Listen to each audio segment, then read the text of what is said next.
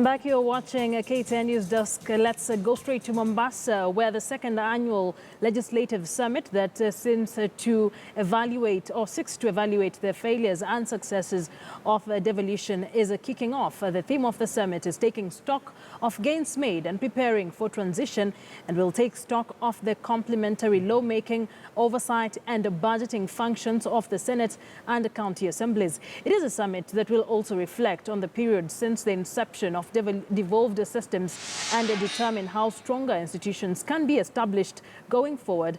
As the country heads towards the August 8th election, several elected leaders are defending their scorecards as majorities seek to defend their positions in the August polls.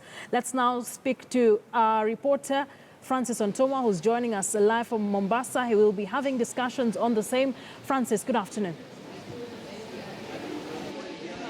Good afternoon, Akisa. Quite an active day here at the Paradise Inn Hotel here in Shanzu, where the County Assembly Forum is currently going on. And this is the second edition, of course, having a host of issues and coming at an interesting time. Of course, it's at the penultimate stages, actually, counting down weeks to the general election. Therefore, quite an important moment that is, of course, laden with stock taking, trying to analyze how devolution has been and where the road began and where the affairs are at the moment. That is quite an important occasion here. Of course, in the morning, the forum began with the Senate Speaker, Ekwe Thuro, actually arriving here. He addressed the youths and also women here in trying to set the mood for tomorrow. Tomorrow will be the official opening according to the schedule that you've seen here, and President Uhuru Kenyatta is expected to come and address this huge number of participants who are actually streaming in here. And quite an interesting forum here, of course, coming at a time when there are a host of issues. There are discussions to whether to scrap or not to scrap off the Senate. There are also issues on a removal of cappings on budgetary allocations to counties. A host of issues that, of course, will feature strongly in this particular forum. And to break it down for us, I will want to engage a senator here, a senator who is a nominated Senator Martha Wangare, will be telling us a few our expectations and some of the issues that are rising here. Karibu sana, madam. Thank you. Talk to us about this forum, perhaps. Why are you here? Why is it important even to be here? First of all, just as you have said, it's a second legislative summit. It brings together the legislatures at the two levels of government. We have the Senate and the county assemblies. The two are joined at the hip, really, because we are meant to actually make sure devolution works. And Article 96 of the Constitution gives the mandate of protection of devolution in counties to the Senate, but to operationalize devolution at the county level, the role of the MCAs is also very critical. So this specific legislative summit is specifically for legislature. If you remember, just a few days ago, 1 week ago, we were in Naivasha auditing devolution in a forum that was organized by the governors. And now we are looking at the laws. What have we been doing in terms of the last 3 years, in terms of making laws that enable devolution to work, in terms of auditing what the county assemblies have done. And this is very critical. As you know, we are headed to election. There are a lot of national issues being debated about the work of the Senate, about the county assemblies, and different other organs that are represented. So today, we have been able to do pre-summit events, one for the youth, one for the women. As you know, we have just left the women hall where we are doing the women one. But I can tell you, because I am a young woman, I've attended both. And I can tell you, in terms of moving the agenda of the counties, we have done so much, and yet so much is yet to be done. So we are not at the optimum. We are doing a review and also looking at the areas of improvement and what we can do better to ensure that devolution is working and working perfectly. Mheshimiwa, even as you endeavor to do all that, there are some quarters that feel that your position is not needed anymore. What do you have to say about that? Position, the Senate position. I think anyone who wants to do away with the Senate is just wishful thinking. And last week, the president officially opened the Senate chambers, and it was full of color and pomp. And I think that was ensuring, he did it when he was doing the State of Nation address, and that was stamping the authority that the Senate is here to stay. The people of Kenya put it in the Constitution, knowing very well what it was supposed to be. Of course, we have had structural issues that we need to be addressed. If you remember, when we joined in 2013, we were the first proponents of having a referendum to actually review on the role and the powers given to the Senate. If you look at legislatures around the world where there is bicameral relationships and bicameral parliaments, the Senate is always the upper house. In terms of numbers, we are fewer. In fact, we speak more times. We are able to deliberate on issues. We are able to look at issues critically because of our fewer numbers. In the National Assembly, hardly do people ever read even those laws. They are mostly just passed. When it comes to the Senate, we are able to break it down and go through it. So we would hope, and I hope the future can have a Senate that will have actually a veto power of every law that is passed in the National Assembly, so that you're able to criticize it and interrogate it deeply. And I can tell you, if you look at how South Africa is, how even the US, the appointments even in government mostly are done by the Senate. First of all, the stature of the people who sit in the Senate are usually regarded very highly. They're usually mature people, and I can assure you, we'll need to do a review of how the Senate is structured today to be able to achieve what exactly it was meant to achieve in the Constitution. But the funny thing is that most of the people who made the Constitution, the Naivasha team, some of them sit with us in the Senate. That time they made it not knowing they would come to the Senate. And I would want to say this because we must make laws with posterity in mind, that even when you're not there, that function should be able to be executed and executed well. The last question, Mheshimiwa, that will interest many Kenyans is, are you happy with how Senate has carried itself in terms of curbing wastages in counties? Because that is a huge topic that many Kenyans are really worried about. I can tell you, I sit in the Public Accounts Committee. I have looked at the accounts of the committees, and I will tell you, accounts of the counties, and I will tell you, the Senate has done its work. Because we do not prosecute, all we do is oversight. We have made reports that actually incriminate even governors to be sued and to be prosecuted for misuse and for pilferage of resources. So the Senate has done its work. Of course, we cannot say it's 100%, but we have always behaved like the big brother. Even in the relationship with the National Assembly, we always swallow our pride. We do not fight, and even when they sit on our bills, we always expedite the passage of bills from the National Assembly to make sure devolution works. We have so many bills today from the Senate meant to ensure devolution works that have gone to the National Assembly and have not come back to us, actually being delayed to make sure that we'll exit Parliament before they are passed. So we have always behaved as the mature ones. We have taken this country and our responsibility very seriously, and I will tell you that the next crop of governors will actually depend on how the ones who have been implicated in wastages are dealt with. And this is a call for me to the judiciary. There's already a unit to deal with economic crimes. We need to expedite the prosecution so that people can be jailed. If you take that money to be your personal money, you should actually face jail and jail term and punitive measures to be taken against any corrupt official, regardless of where you sit. Yeah. Thank you so much, Mheshimiwa, for your time. I'll pick another sentiment, just the last one here, for another group that has been under siege, of course, the members of County Assembly. Karibu sana, Mheshimiwa. Is a call, Mheshimiwa Alex Amasi from Kakamega. MCAs, there are some quarters that feel also that MCAs are too many in the country and they need to be reduced. What is your take on this? Actually, I support that call because you look at the wage bill in this country is very bloated. And for example, in Kakamega, we are having 60 elected MCAs plus 27 nominated. Automatically, that's a very big number for Kakamega County. So those who are suggesting that MCAs should be reduced, I support that call. Members of County Assembly have always been at loggerheads with governors. Of course, push and pulls here. Is it malice? Is it a question of accountability? Generally, it's two-way. First of all, some of my colleagues, they want to engage in the running of monies in their wards. They want money to go to the ward so that they can actually control that the development in their wards, so that maybe they can be re-elected. Another one is some of the governors are becoming very tricky to handle, whereby when we ask issues to do with corruption and accountability, some of the governors run away and they don't want to give the correct answers. You have seen others have even refused to go to the Senate to explain how counties are spending money. You have seen how the budgets are being actually manipulated, etc. Yeah. All right. Thank you so much, Mheshimiwa, for your time. Of course, those are legislators from the Senate and the County Assembly giving assessment of devolution. Back to you. Francis, thank you very much for that. Francis Ntomo joining us live from Mombasa on the sidelines of the Legislative Assembly. Back into matters politics, we're talking about the political battle in Masailand. Joining me in studio once again is Gabriel Muthuma. He is a political analyst. Initially, we've just seen the numbers that are there in the Governor Tunai rally, re-election campaign rally. And we got some sentiments from a member of parliament who said that Tunai commands 90% of the votes in Narok and Jubilee is assured of a 70% vote from Maasais. Would you agree with that? Akisa, thank you very much for having me. Yeah. Well, when it comes to agreeing with numbers, that's a very tricky answer to give.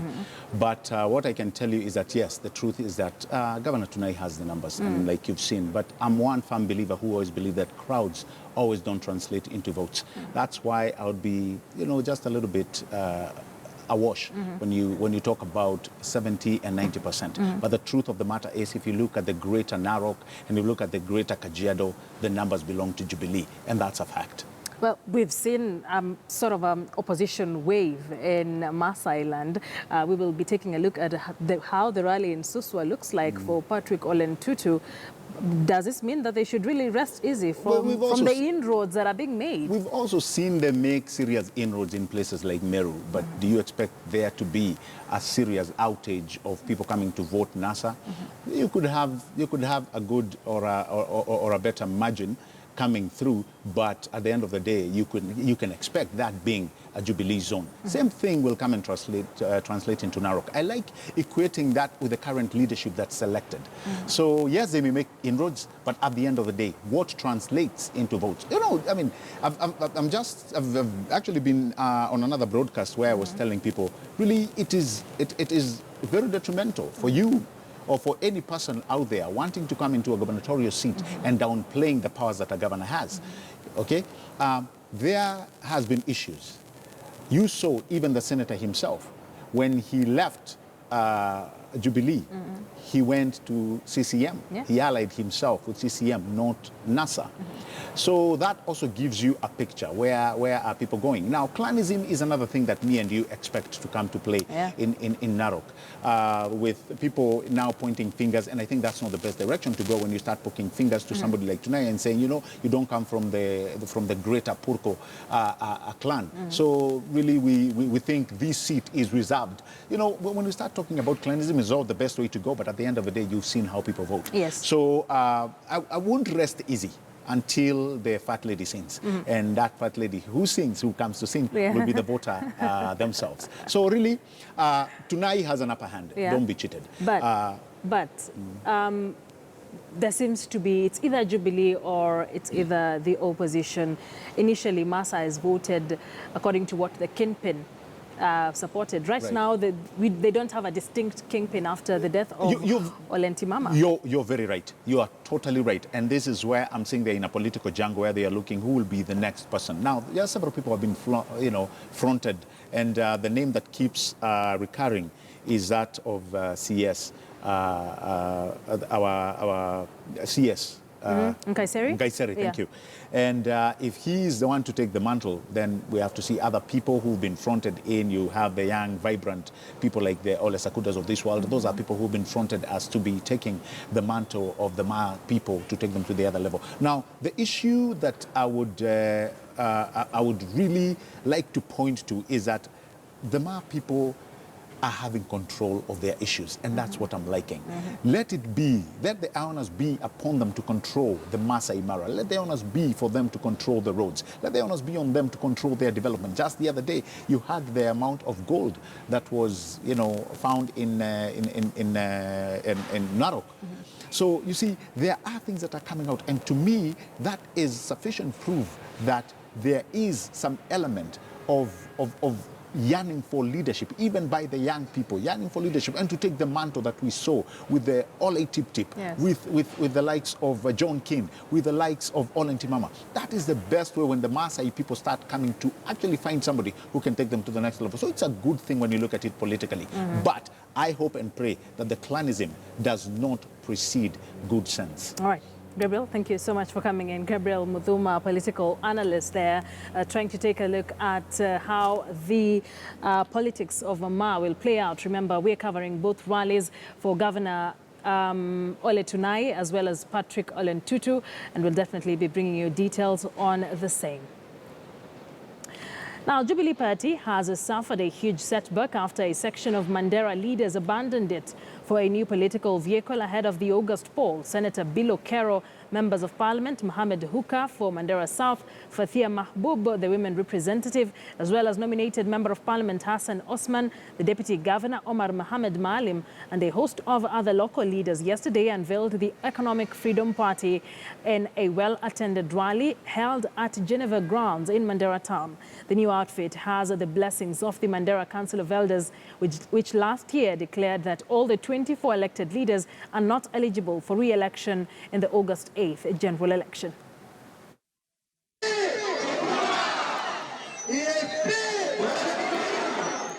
The launch of the new party comes barely 5 months to the elections. Among the leaders aligned to the party are former Rift Valley Provincial Commissioner Hassan Noor, who is also eyeing the position of governor. According to the leaders, the formation of EFP is to ensure that candidates nominated by Council of Elders through the so-called negotiated democracy get the tickets to vie for various positions. EFP itatuongoza, itatutoa katika hali ya umaskini ambayo tulio nao kwa wakati huu. Kwa hivyo tuwe tayari sote kama wakaji wa Mandera, tujiokoe na tujisaidie.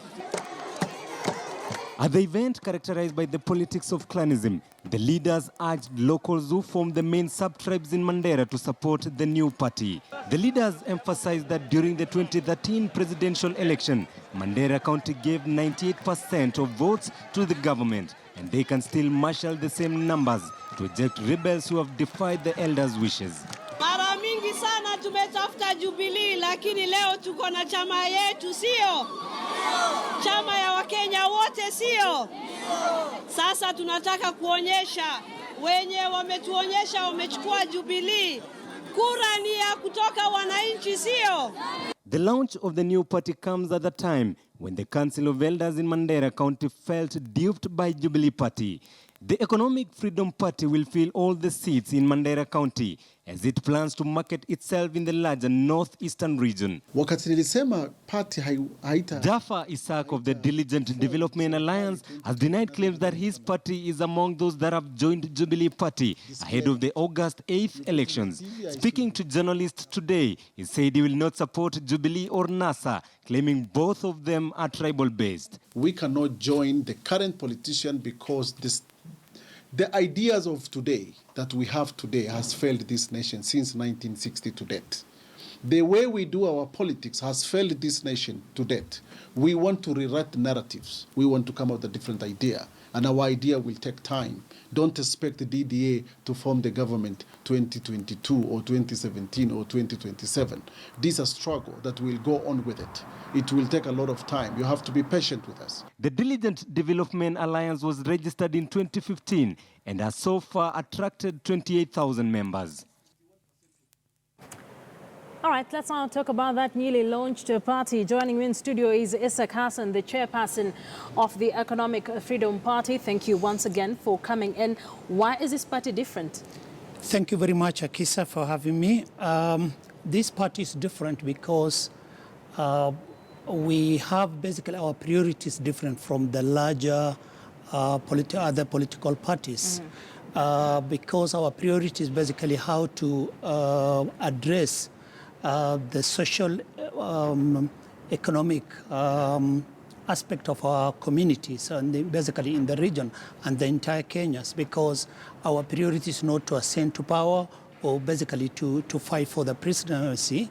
So ours is just to make sure that we try to address the need of our people, which is the daily basic need like water, bread, and things like that, that basically people require for a day to survive. That's where the difference is with other political parties. Most parties we see that come up are usually for an election vehicle to serve particular interests for people. You say that yours will concentrate largely on what the people of Mandera need. So will we be seeing you fronting any candidates for the presidency, or who will you be supporting for that?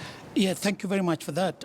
We just wanted to say is, first of all, that our party is largely, though currently that the bloc support is from Mandera, is a national party. And if you look at even our party official, interim party officials, you find basically people from Nandi, people from, we have people from the rest of the other Kenyans. For example, like we have it Kakamega, basically our deputy treasurer is from Nandi. Our treasurer is actually from Central Kenya, a lady called Josephine Migura. And then we have from our central management, director of central management is from Kakamega, and therefore it is a national party. But having said that, the reason why we wanted to concentrate is basically we have no, at the moment, it's not, the presidency is not our priority. Our priority is basically how we'll be able to address the need of our community and find ourselves in line ourselves with basically the party that has a similar manifesto.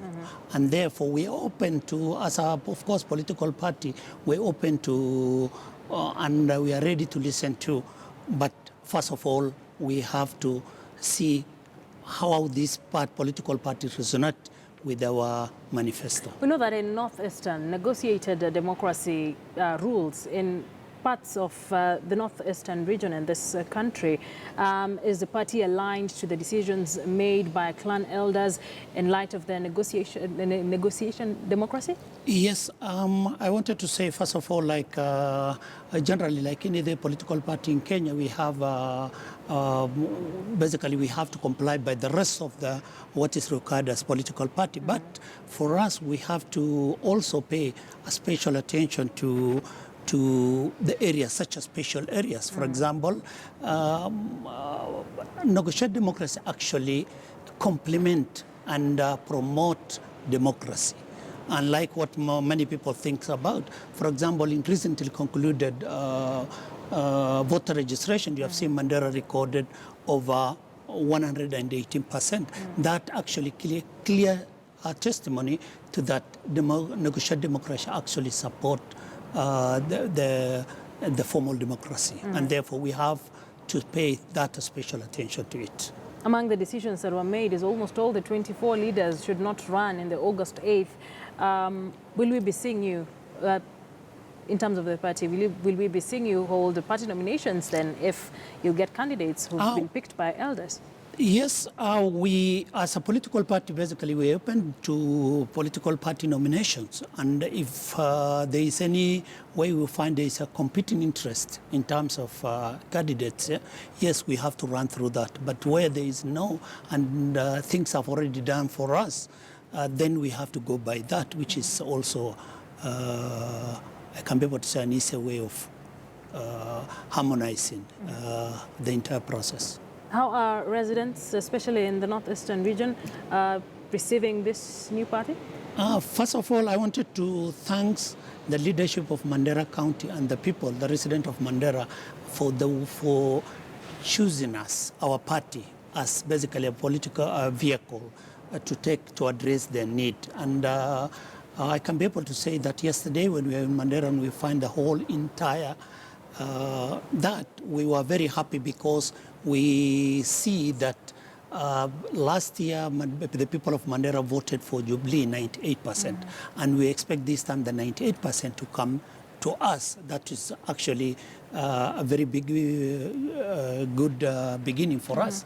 In addition to that, we have also attracted a lot of interest from Marsabit County, from Wajir County, Garissa County, Lamu, Kakamega, as well as also Nandi. All right.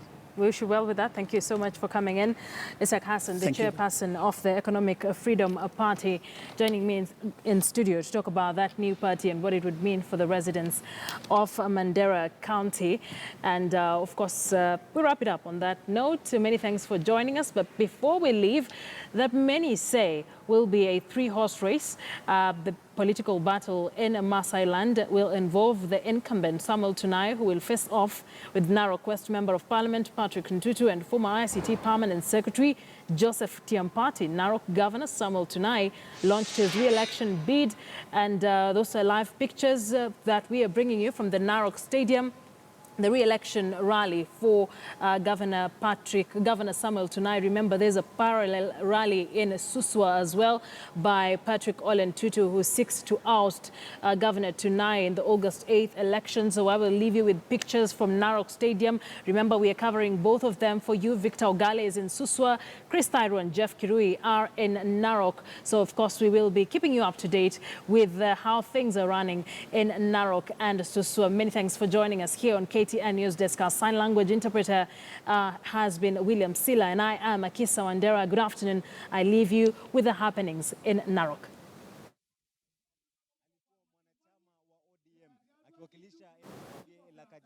Ya kati na eneo hilo bunge hilo limeweza kuchukuliwa na Elijah Memusi, kimaanisha kwamba ODM iliweza kusalia na nafasi yake. Hivyo basi kitakachobaini hasa mbivu na mbichi kufuatia madai kwamba eneo la Narok, eneo la Kajiado, maeneo ya jamii ya Wamasai